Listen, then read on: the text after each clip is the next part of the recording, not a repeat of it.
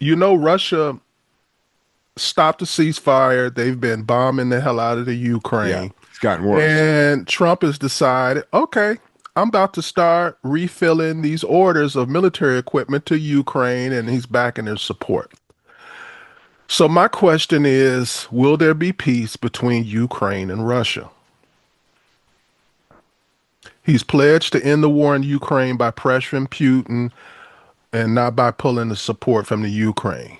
He's increasing U.S. weapon shipments to the Ukraine, and he's reversing the delays from the Pentagon. He says that the goal is to hurt Russia economically and militarily enough to force negotiations.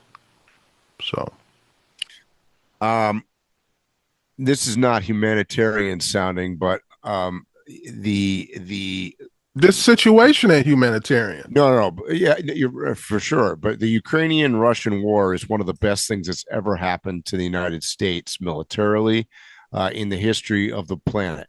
I believe it's in our best interest to never end the war. That it should that it should go on forever.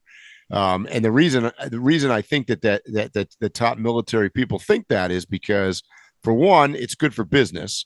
Two, Yes.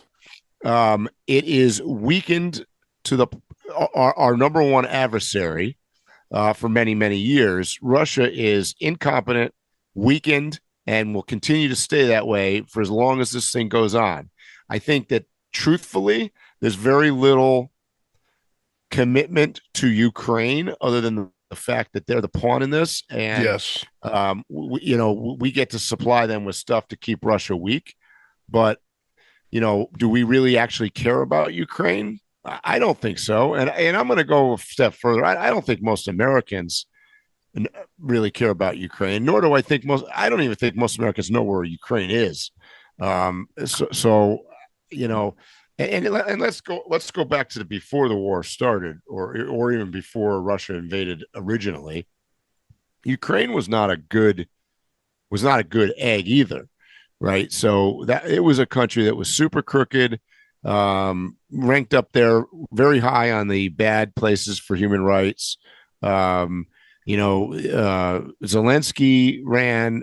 He wasn't any perfect human being either. His background was actually kind of similar to Trump in a sense that he was like a TV guy and a comedian and an actor. And um, where I'm going with this is that, I mean, Trump might say that they want to end this.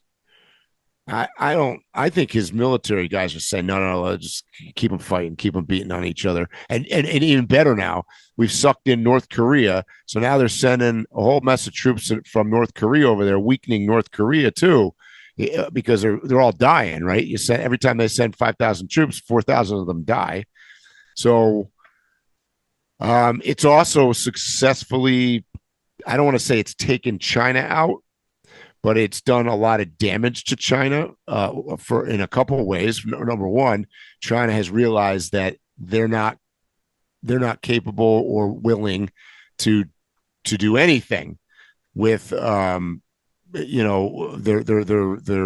thoughts of taking over Taiwan or the China Sea or any of that stuff. I think they've realized that they're going to lose, and they don't have the power to do anything about it.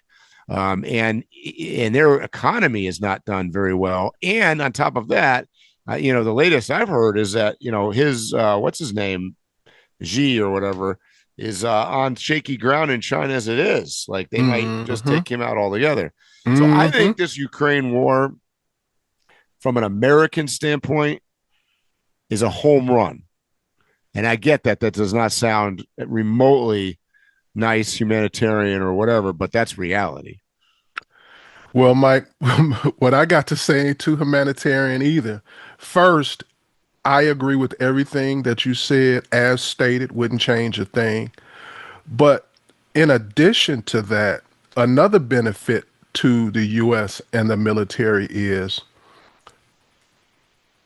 there's the possibility of World War III with China. Mm-hmm. I hope it doesn't happen. But there's that reality. We are literally getting practice. Our military is exercising its muscles, and we will be ready for whatever's next. Yeah, that's So one of the reasons why I we think that China is lost. This is yeah, a loser for them. and I don't just mean like just going through the paces. I mean Mhm. we have been able Testing. to literally test uh all types of vehicles, Yep. bombs, Yep. aerial things. Missiles, drones. We've tested how quickly we can train people in the field, all So sorts of stuff. we have a place here in Washington called Yakima. It's a vast land here that Mhm. the military uses to play real war. They use a lot of live ammunitions and stuff like that. But there's still limitations as to what they could do Yep. in the middle of a state. Yep. They it's really they get a full blown realistic practice facility in the Ukraine. Yep. That's By the what way, I the other feel. thing that it's done is it's successfully, which I think was a win, partly for Trump, but partly just for the U.S. in general, is that it has drawn Europe into this, and this is intentional, I think, on the part of the United States, and it's brought them to the forefront and forced them into defending themselves and not just relying on us. And that you saw at the last NATO meeting where Trump got them to spend more money, quite frankly, on their own defense. So that's a win for us as well. Because guess what? Half of that stuff they're talking about spending, you know where they're buying it? From us. And you mentioned about the reliance on us. Another thing that they're doing is making them realize that they rely on us. Mm-hmm.